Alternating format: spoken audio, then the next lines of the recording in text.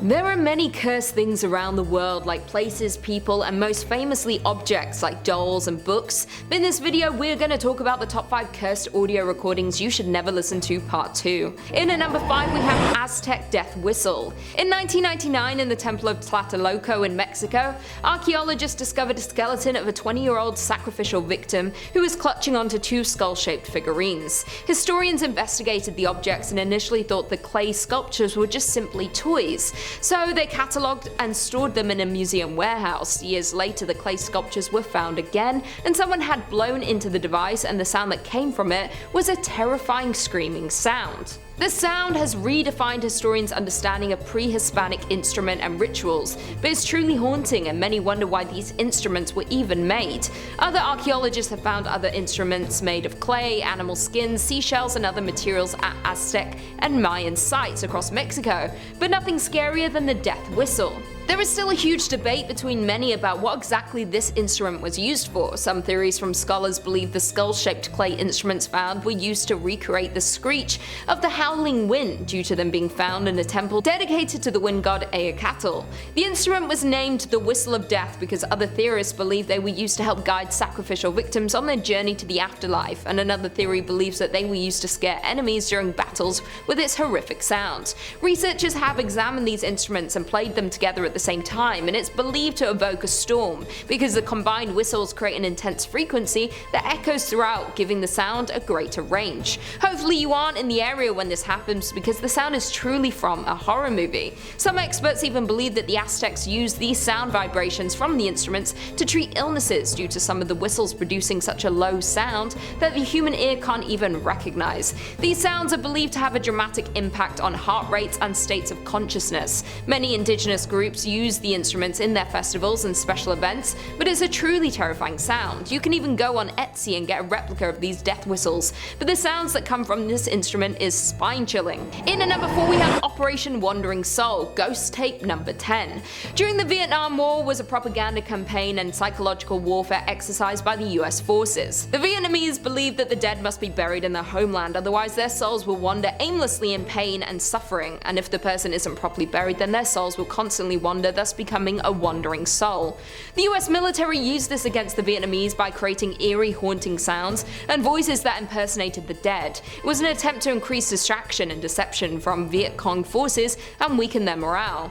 The US engineers spent weeks recording eerie sounds and altered voices which tried to impersonate the slain Viet Cong soldiers. They even brought in South Vietnamese soldiers to record the audio sayings over the tape to make it more authentic. The tape was named Ghost Tape number 10 and was broadcast on loudspeakers during the nighttime in areas of Viet Cong activity like in tunnels, and helicopters were also deployed to broadcast the bone-chilling ghostly recordings, and even boats were driving up and down the river playing the ghost tapes. These ghost tapes were sounds relating to many different types of ghosts in the folklore and culture in Vietnam. All the different ghosts had different names and meanings, like Ma Cho, which dealt with the ghost of dogs, and the tightening knot ghost was used in these tapes during the war to convince the Vietnamese troops to take their own lives after whispering the words Coco, which translates to neck in Vietnamese. The US even used some North Viet Cong soldiers to talk into the loudspeakers to convince the others to give in and join them. These tapes were extremely loud, broadcasting all over, and were very hard to ignore. The sense of torture and emotion instilled in the ghost voices created are truly frightening, horrifying, and blood-curdling, and you should never listen to them, especially knowing the sinister story behind them. In at 3 we have the wow signal. The wow signal was discovered on August 15, 1977 by the Ohio State University's Big Ear radio telescope and created a debate of if this is the proof of extraterrestrial intelligence. A few days after the recording, astronomer Jerry R. Eman was going through the 72-second recording. He was so impressed by his finding he circled the signal's intensity and wrote the comment "wow" beside it, which is how the famous signal was named. The large telescope was designed by radio astronomer John Krause and was built by university staff, volunteers and part-time laborers in the 1960s. It was constructed by funds from the National Science Foundation. It was made to be the most accurate radio map sky ever, and to this day astronomers around the world recognize and still question the wow signal. Many different hypotheses and theories have come out trying to explain the origin of this recording, including natural human-made sources or even from a comet, but none have confirmed an explanation of this haunting signal. After the discovery of this mysterious recording, NASA agreed to fund a largely volunteer-staffed effort to search the sky for radio signals from technologically advanced aliens. Because it was such a long recording, that's how it was able to be observed by Big Ear, but hasn't been detected since and remains the strongest candidate for an alien radio transmission ever detected.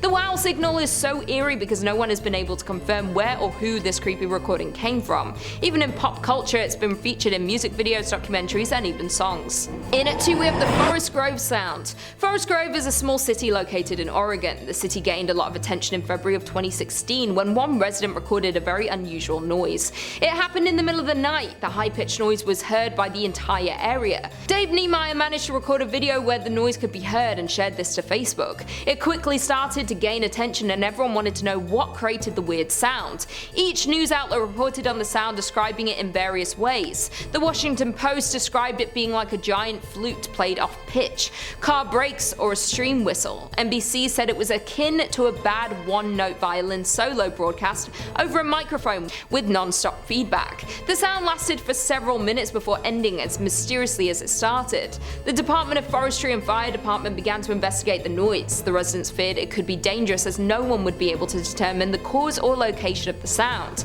The Department of Forestry determined the noise was not a result of their equipment, as many had suspected. Approximately 200 calls were made to the police department during this time from worried residents, trying to determine what the noise could have been. These guesses range from aliens to Bigfoot and even frogs. No one could understand what had happened and the fear was growing. The police and fire department put out a statement that the noise was not a safety hazard and the people were not to worry. The police closed their case after no information could be found about the noise. Andrew Dawes, a professor of physics, even visited the town to map out locations where the noise was heard. He hoped that this would help him pinpoint where it came from. His tests were inconclusive, so what was the noise? Where did it come from? The residents of Forest Grove may never know. Some believe the noise is cursed and you should avoid listening to it at all costs. And finally, in at number 1, we have the Lincolnshire Poacher. The Lincolnshire Poacher first appeared from the mid-1960s. It was a powerful British shortwave number station that is believed to have been transmitted from Cyprus. No one knows who broadcasted the signal or from where. It gained its name due to using the English folk song The Lincolnshire Poacher as an interval signal. Some believe the station was broadcasting cursed recordings to those unlucky enough to stumble onto it. Some believe it was operated by the British Secret Intelligence Service. When the interval signal was not playing, you could hear a pre-recording of an English accented woman reading 5 numbers. The final number was read at a higher pitch. Some believe this was created to send secret messages to undercover agents in different countries. They would simply need to listen and decode the messages. This was not the only station known to do this. During the Cold War, there were a number of stations built and broadcasting for the same reason. The difference with the Lincolnshire Poacher is that it did not stop when the war did. Most of them went radio silent as soon as the war ended, confirming they were indeed sending secret messages. But this one continued to broadcast for 2 decades longer than any other. Some believe that while the numbers were sending messages to agents, it was the English folk song that was itself cursed. Some believe that they unintentionally broadcast this cursed audio all over the world. The government and MI6 have never confirmed or admitted that they ran the signal, and no information has been unearthed about it. In June 2008, the signal finally stopped. Since then, nothing has been heard from the Lincolnshire Poacher. It might forever be a mystery. Today, the folk song is widely avoided as it's believed to carry a curse that infected many during the time it was broadcast from the station. Well, there we have it. I will see you in the next video.